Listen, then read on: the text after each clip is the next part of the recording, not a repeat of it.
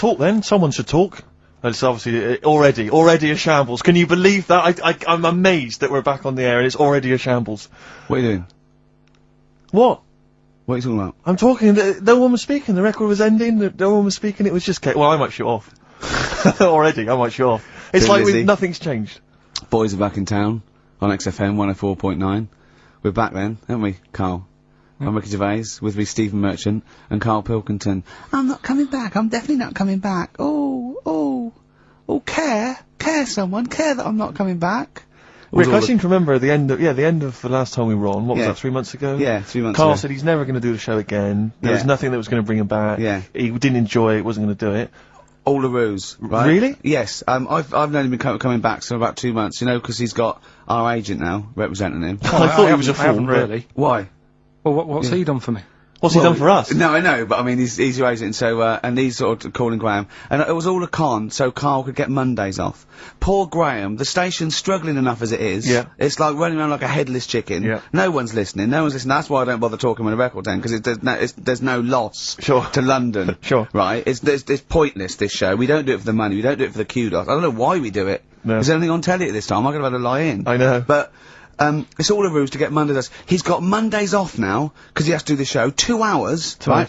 And he's still getting paid. And it's all a con, because he knows that he's holding him over a barrel, and it's like, oh, we've got to keep Carl happy. Right? I had Mondays and Tuesdays off before Duncan got involved. No, but you know what I mean, though? And it's like, poor Graham, who's the MD, in charge of the thing, probably pulling his hair out, worrying about the station, right? You know, it's a sinking ship. And then Carl goes, well, I'll do it, but I want Mondays off. He's probably sitting home now, his family, he's probably ridiculed by his wife. His kids almost certainly would have lost all respect for him. He's been fooled by Karl Pilkington. He calls his mates and goes, oh, I'm busy, Graham, I don't, I can't think. It's just... It's embarrassing. But do you know what I mean? And you think it's funny, and you think you've got one over him, he's going, Monday's off for 2 hours. Yeah, you do. You think, and now you're embarrassed, we've said it on air. But you're only conning yourself in the long run. Because, do you know what I mean? I hate that sort of, the world owes me a living, how much can I get, what can I get out of the world? What are you going to give back to the world, Carl? What are you doing now then? Are you going to prepare Mondays? No, I told you, what have you prepared for this show now? You've had 3 months to prepare. Yeah. What have you got? What have you got for us? Okay, what's happened in the last 3 months? What? In this place or just my life? Well, what have you got for us? 3 months, we're turning about, you get Mondays off, you're getting paid for it, you've got a cushy deal, you're having a laugh, you're taking the piss out of the management, right? So, what have you got for us? Give it to us. I've kind of, updated Rockbusters a bit. Right, brilliant. Yeah. Right, so... And, you said don't mess with it, if something's good, don't mess with it. What do you mean it wasn't good? It was never good! It was never good, of course we had to fix it. It was fun to do, it was a laugh. I mean, I imagine it was much more fun for me than the 450 listeners. You know what I mean? I enjoyed it. I enjoyed squeezing your head and dressing you up. No, but that's just it. When I had a meeting with Graham, right, I said, look, I'm not being funny. I don't want to do it anymore. I've had enough of it. Yeah. And he was like, oh, what's up with you? You sounds like you have a right good laugh. I said, yeah, but that's all good acting and stuff. I said, it's hell in there.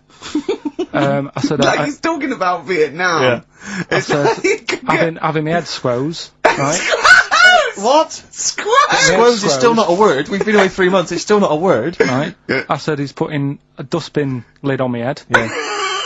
You told this to the MD? He's hitting me with a tray. Yeah. He's chucking toilet paper at me. Yeah. And he said, yeah, but that's all over 2 years. I said, no, that was the same day.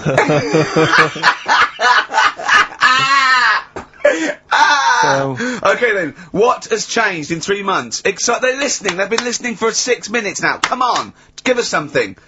Bit of Nickelback. What's happened in 3 days? Play a record and let him think. 3 months? What, in my life or in here? Nothing's happened here, nothing's changed here. Right. But, I don't know, do you know last time we were on? Yeah. Right? And, I was telling you about the woman over the road, where I live. The one that walked around naked? There's a woman who walks about the flat naked, This is when, Carl was watching a woman naked, then she looked at, saw him looking, so what he did, this is the genius he did to get out of this, he pulled his pants down, so he was naked too. His girlfriend comes in and goes, Carl, what are you doing? He went, I can't tell you now, but don't look out of the window. Yeah, go on, sorry. That woman, she's bought some blinds. Nickelback Sunday on XFM 104.9. How old's the bloke from Nickelback? He looks about 40. It reminds me of, you know when a kid's made up a fate to look like a lion? Yeah. Do you know what I mean? It's like the Wizard of Oz lion. Yeah. But, you know, good tune. Not bad. I'll be controversial. I think rock rules the world again, Steve. Well, I'd hope so, mate. I'd hope so. Do you know what I mean? Are we going to hear some rock later in the show? We're going to hear lots of rock. In fact, I might even play a little bit of Rainbow. Blimey. Just to, you know, we've got the darkness, but Sure. I want to remind them where it all came from. Yeah. You've heard the Liz. Yeah, yeah. You're going to hear the Bow. Cheers, mate. Thanks for that. No, just high five. Yeah. So, Carl. Keep it real. Here we are then. Oh, Back. incidentally, before we carry on, I just thought, it's weird, I was reading some of the fan emails and stuff we've got, and one of the things a lot of people like, it divides the listeners, is your laugh. It's interesting, some people love it, they find it infectious, they find it adorable. I mean, close up in a small space, like a kitchen or something, it's annoying. Like, Carl was annoyed, because I squeaked in his ear earlier, didn't I? Sure. Why did I laugh? You on the toilet? I think I squeezed his head again, didn't I? And he said, no, it's not 1 o'clock He doesn't yet. like the squozen. The squozen head. But, Yeah. but He's it the just- squozen one. The funny thing is, right, we were out a few weeks ago with a mate of mine, right, and he went to squeeze me head, right, give it a squoze, Sure. and I was like, don't do that, you know I don't like it, right, and Ricky said to me, mate, yeah, he doesn't like having his head squoze, as if it's like Marmite, as if some people love it, Yeah, yeah. and some people hate it. Sure. Yeah, okay. Well, anyway, yeah. there was a little taster of the laugh. That was more the kind of deep, throaty laugh, the belly laugh. But there's that kind of high-pitched squeak that you do. When I've got to sometimes. get air out quickly, because Exactly. I'm going to burst. Sometimes I laugh so much that my liver and all they try and get out to it, so I have to get it out really fast, like a siren. Right. Do you know what I mean? Is that how you explain the fact that you're quite fat? Yeah, That's just laughter waiting to come out. Yeah. Every time you laugh, Solid. you become a svelte young thing, like Brett Anderson. Oh dear. Well, anyway, it reminded me of the game that you and I used to play in our very early days of XFM, when it was literally Make Ricky Gervais laugh. Make Ricky Gervais laugh, which was a Lovely. great game. I think. I remember the first one. It was that fella drinking a pint of beer. Yeah. I remember the very first time. It never. I tell you what, it's You not know what great. though? Ant and Dec do it now. They actually. It's very similar to Make Ricky Laugh. It's called Make Ant Laugh. Interesting. So many of our great ideas have been stolen. Yeah. Or stoled. Stoled, yeah. And anyway, I was looking through the paper in the week, and there was a picture which which I think might be a Ricky Gervais, Make Ricky Gervais laugh. I don't know. Again, obviously, it doesn't really work for the listeners at home, but I'll try and do my best to describe it. Can we stop saying my name because it's like a Dave Gorman project? Can we just stop? It's getting. Let's say a word often enough, it doesn't mean anything. Yeah. Let's stop saying Ricky Gervais. Well, what we're going to refer to you as. All right. Well, Make Fatty Laugh is a new game. I'm trying to get one of those squeaks of a laugh. I'm concerned because I know. I'm not a monkey. I'm not Sure, you're not a performing monkey. No, okay. I know that. Right. But anyway, let me just briefly summarise the story for those at home. Okay. The headline was Mum 48, a mother of 48 seduced boy of 14. Well, that's not funny. Not her own boy, obviously, but a neighbourhood child. I don't think it's a funny story so far. He said Grand Lana Allen, 48, led him upstairs and undressed to her waist, then took his trousers off. Okay, bear that in mind. This is a quote from him, right? Bear in mind, he's a 14-year-old boy, he's quite excited about this. He says, then we had sex, it was every boy's fantasy. Alright? You're going to show me the picture of her now, aren't you? So it's a picture of her. Oh, this is not... Bear in mind... This is... In his own words, Rick. Right. In his own words, this was every boy's fantasy. Okay. Here's the picture. It's a silent laugh. He's collapsed on the floor. I wasn't expecting that! I was thinking it looked like a fat man! I was not expecting that! Oh my god! Oh god! She looks like the drummer of Iron Maiden! She looks a bit like Lemmy. But I tell you, she looks like reminds me of most. Did you see those? They've got one with a fag on as well. No, I know. It's just that's her with them out of makeup though. Carl, have you seen Every Boy's Fantasy? You should see. Oh god! Have a look, Carl. Oh god! How old is she? 48. Oh god! Oh, 48. That's lovely. Nothing wrong with that. I'll tell you, if you weren't lucky enough to see the picture, she looks just like the oldest man in the world. His photos on in newspapers and on the web for a while. He was about 135 or something. It's come to our attention that the Allied forces, all around the world, in active service, fighting for their country, even though they're in danger and they're missing their loved ones, they all have one thing in common. The love of one man, the respect of one fellow soldier. He's a civilian, but he's one of them. He is, to some, just a little bald-headed fool. Karl Pilkington. Karl, what do you think? What do you think of this? It's an honour, isn't it, to do this? Yeah, it's alright, yeah. Brilliant. Okay, there's people out there, Karl, they're fighting in Afghanistan, Iraq, all over the globe. They're in a dark building. They're not breaking radio silence. Morale, often low. There's one man they can turn to cheer him up. Come on, they want some words of encouragement, some words of wisdom. Something to keep them going.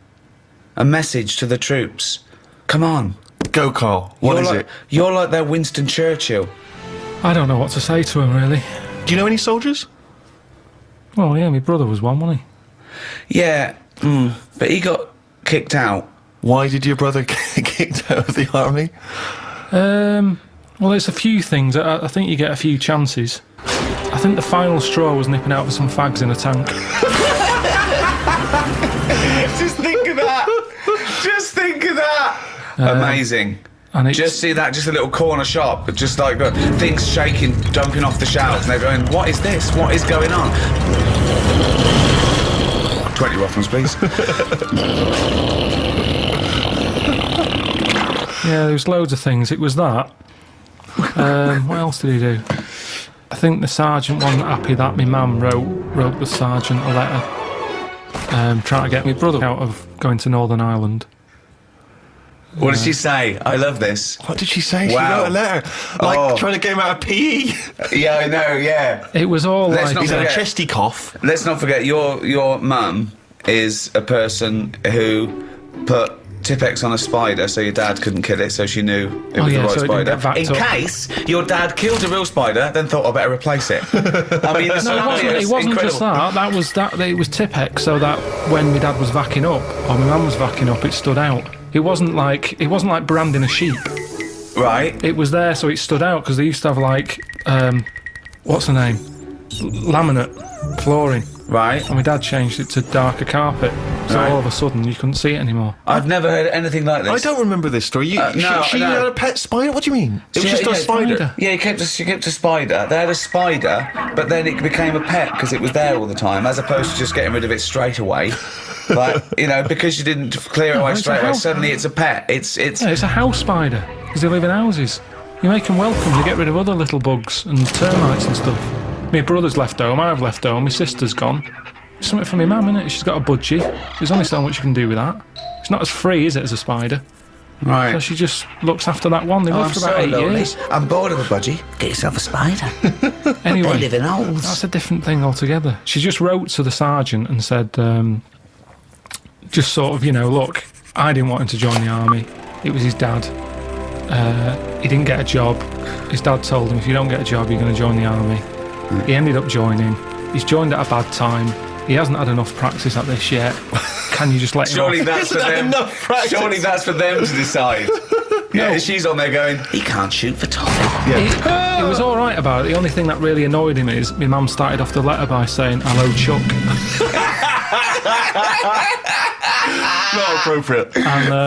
And he called back, though. He did call her and said, look, you know, I don't appreciate it being called Chuck and stuff, but I got your note. You know, a lot of mothers are in the same boat. Sorry, he actually mentioned don't call me Chuck. Yeah, he brought it up, because it's all about respect, isn't it? And well, she's a civilian.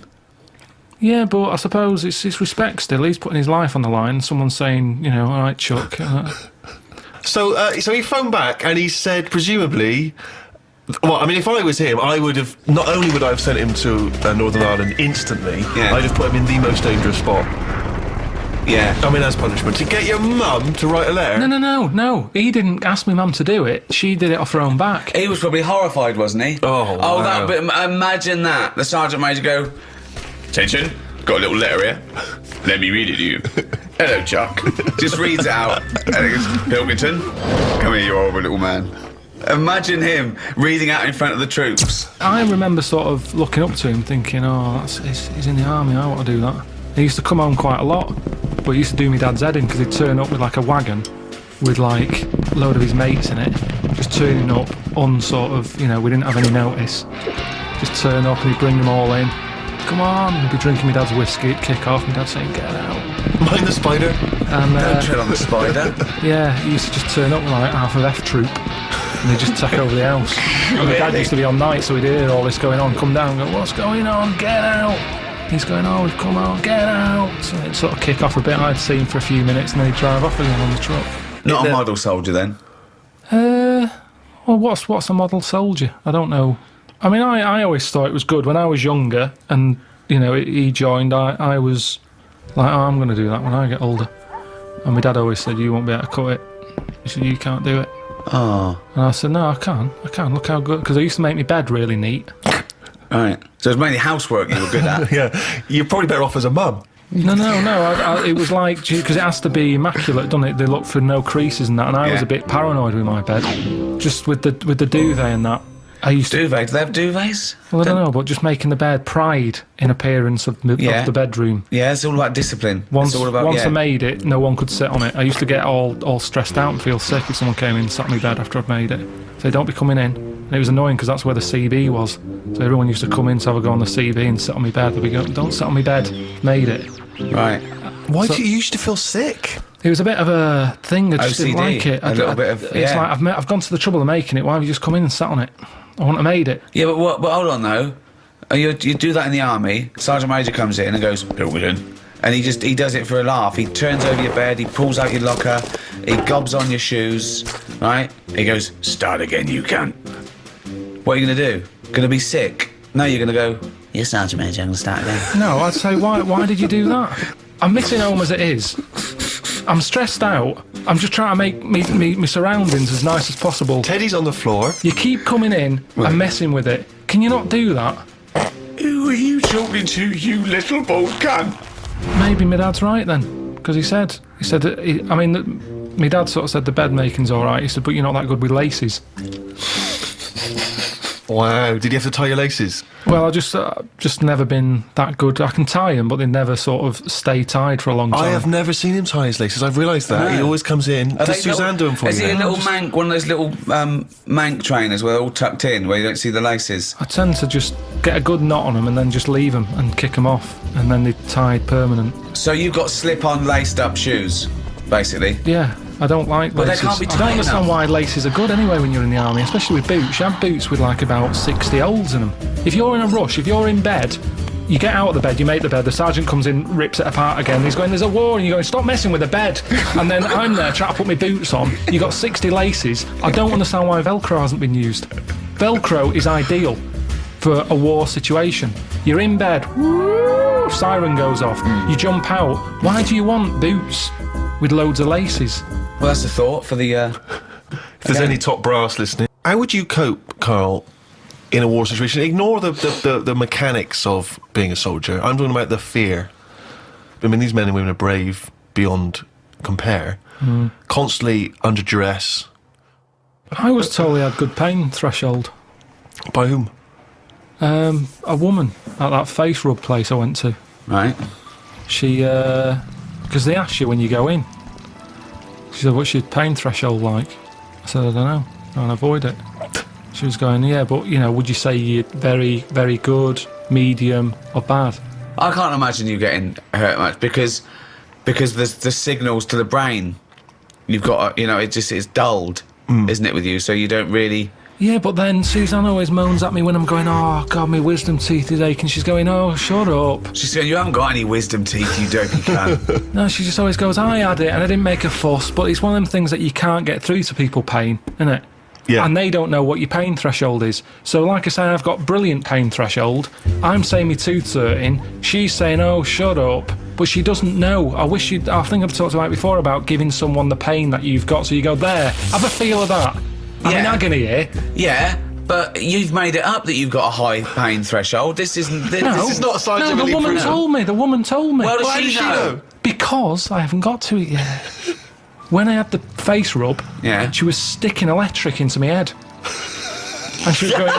What sort of place is this? This wasn't a spa! No, it was. It's what we do now. Jesus Christ! What, she, I don't know, so she just plugged something into the mains? She plugged something in and rolled it Did over. she have an assistant called Igor? Was it in a castle in Bavaria? She plugged this thing in, rolled it over my head, and said, "Is that hurting?" I was going, "No." And she went, "Oh, right." And she said, and then by the end of it, she said, "Look at that, I had that on full." I said, "What is it?" She said, "It's an electric current that does something." I was going, "Really?" That does something. She's a scientist. And yeah, she said, "No, when you fill out that form, just put you're really good at pain threshold." But you're really good at... You're going to come again? Well, yeah, 50 quid. I said, let's try it on your testicles next time.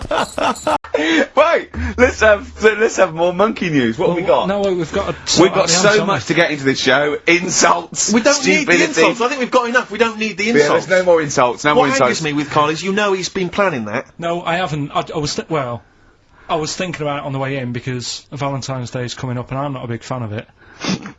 Condoms? You bought your girlfriend a box of condoms for Christmas. I don't think you can have a go at me. To be fair. No, but I don't just treat her on Valentine's. I'm always... Do you know what I mean? You don't even treat her on Valentine's. You don't even treat her at Christmas or on her birthday. When do you treat her? Hang on a minute. Wait a cotton picking minute there. Oh, why I order. Wait a minute. What was that? Tiffany dog.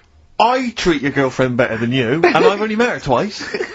I took her out last night and she enjoyed herself. Where'd you go? Until she had to write the cheque. Where'd you go? Where'd you go? To a chippy. A really... Play a record! It's a chippy? No, a really quality one. Right. Oh, God! Under a fiver for two. Oh, nice lots. wrapping. Not newspaper, it's greaseproof paper. And bread. And bread. Ash. And sometimes on XFM 104.9, I'm Ricky Gervais with me, Steve Merchant and Karl Pilkington. Right. We've got so much to get through. Alright. London's shit, innit? Sorry. Shouldn't swear on air my studio. Never swear on an on-air studio. Yeah. Apologies. Not really swearing, is it? I'll tell you what swearing is. Oh. Yeah, Graduate. You're gonna play that again and give a winner. Give a winner. Well, let's hear it. So it's Karl Pilkington featuring in The Graduate. Yeah. Well, Here we go then. So, you ready for it? I've brought some condoms from home that Suzanne got for Christmas. Benjamin, What? will you bring me a hanger? A what? A hanger.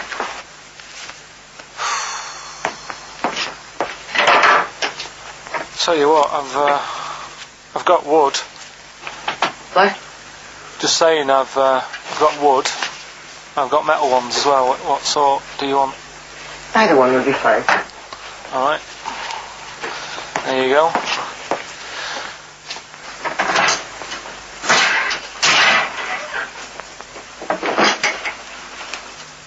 Are you afraid of me?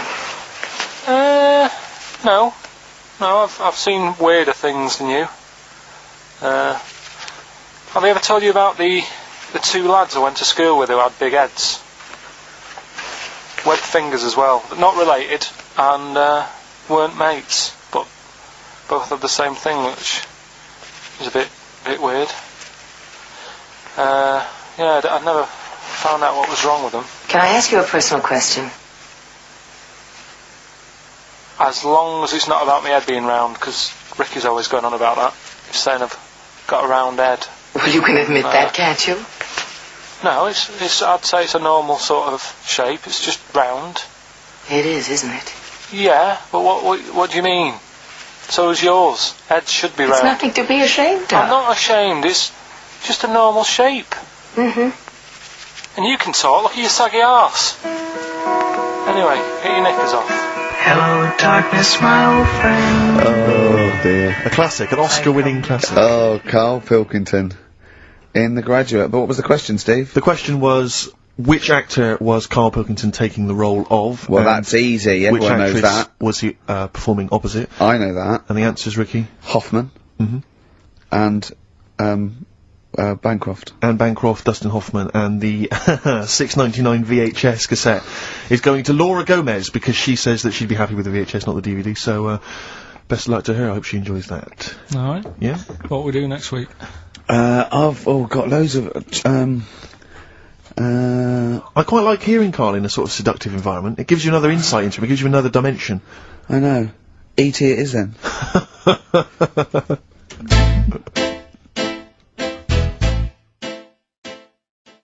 Or something. Shall we have a wrap off maybe next week? Yeah, The three yeah. of us. Yeah. Let's try and master the art of talking civilly to each other first before we start making it rhyme. Oh, Rockbusters, Carl?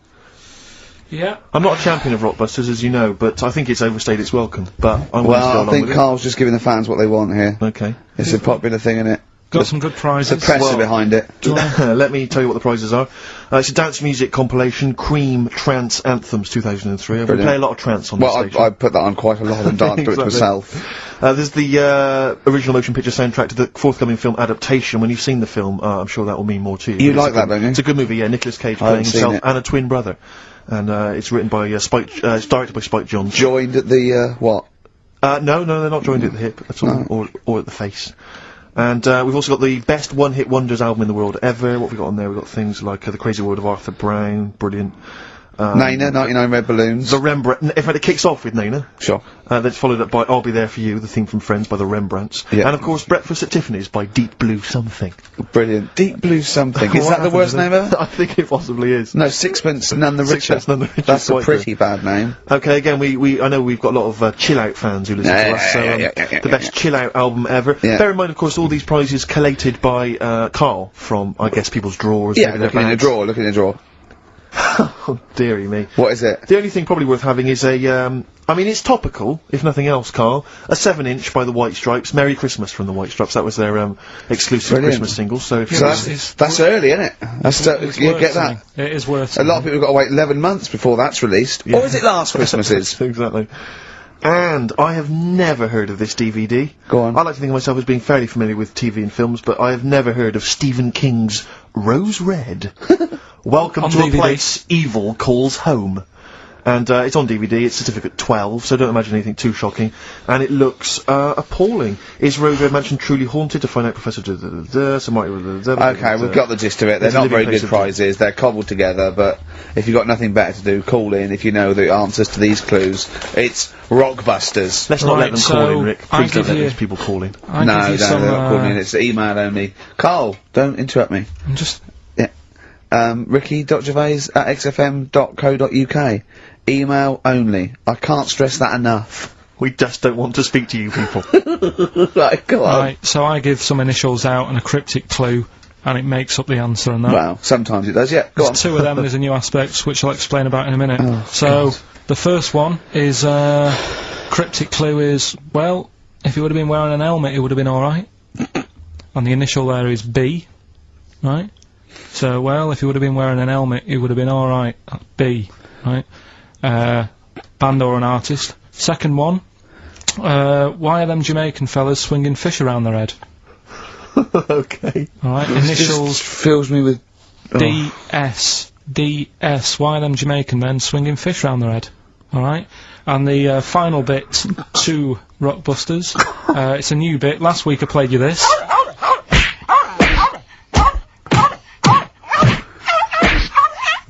His face goes along with it. That's someone beating up a dog. That was Smack My Bitch Up, right? So here's some sound effects and that, and they make up a song. I could listen to him talk all day. Let's have a listen to the effects.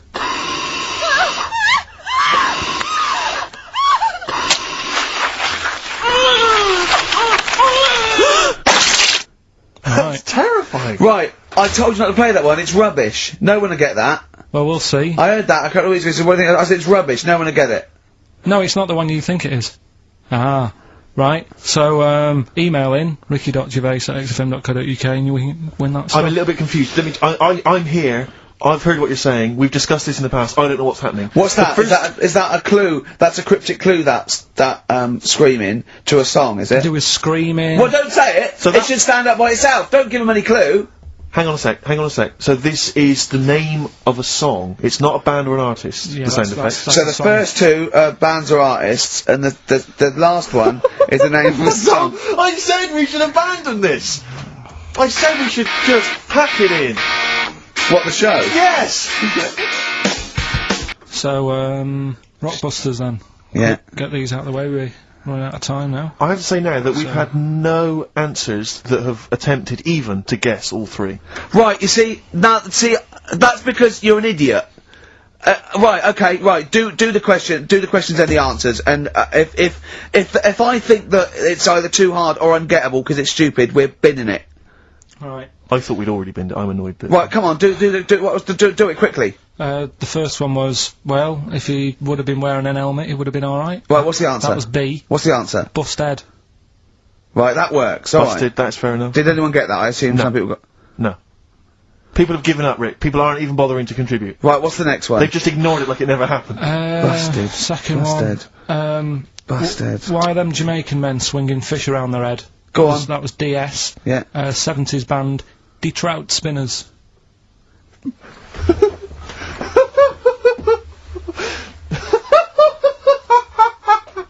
The Detroit Spinners have become the D-Trout Spinners. Yeah. Okay. Brilliant. And then the final bit, I'll play you some effects. Let's hear this. It's terrifying, Carl. It's sinister. Well, what's happened there? What was happening? No, what's the answer? That was, Born Slippy. The woman was having a baby, the doctor tried to grab it, it fell onto the floor. That's in your head, Carl. That's just a load of screams. That's in your head. Oh. Do you know what? I haven't even got onto Born Slippy. I'm still on Trout Spinners. Well, let's put a song, that's it. I don't know what to say. Steve, a song for the... A song for the ladies, surely. Did anyone get any of those?